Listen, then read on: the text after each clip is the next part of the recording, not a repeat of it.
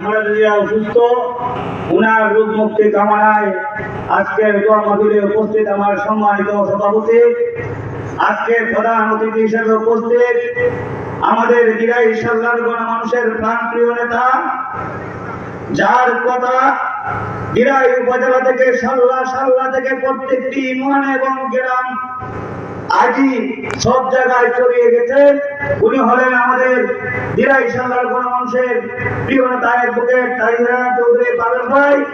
আরো উপস্থিত দিরাই উপজেলা এবং সাল্লা উপজেলা বিএনপি, যুবদল, ছাত্রদল, তরুণ দল, স্বেচ্ছাসেবক দল সহ সবাইকে আমার পক্ষ থেকে সালাম ও আন্তরিক অভিনন্দন।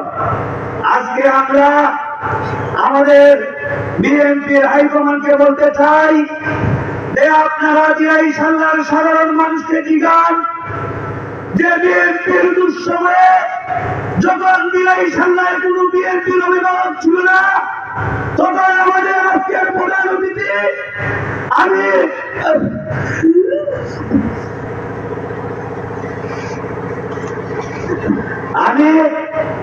আজকে আপনাদের সামনে বলতে চাই, যখন আমরা প্রত্যেকটি গ্রামে সাধারণ মানুষের কাছে যাই, ওনারা বলে যে আমরা দেখেছি দিরাই সাল্লায় দূর সময়ে বুকের তাহিরা চৌধুরী পাবেল সাধারণ মানুষের পাশে বাংলাদেশ জাতীয়তাবাদী দল বিএনপির নাম নিয়ে এসেছিলেন।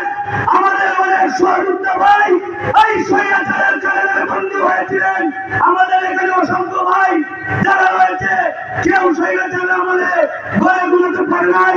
সেই সময় আমাদেরকে দিরাই সাল্লায় আত্মবিশ্বাস জুগিয়েছিলেন আমাদের আজকের প্রধান অতিথি দিরাই সাল্লার গণমানুষের প্রাণপ্রিয় নেতা। আমরা বলবো আমাদের ভারপ্রাপ্ত চেয়ারম্যান এবং বিএনপি হাইকমান্ডকে বলবো যে দিরাই সাল্লার দলের সিটের মনোনয়ন পূর্ণ বিবেচনা করতে হবে। সবাইকে ধন্যবাদ। আসসালামু আলাইকুম। বাংলাদেশ জিন্দাবাদ।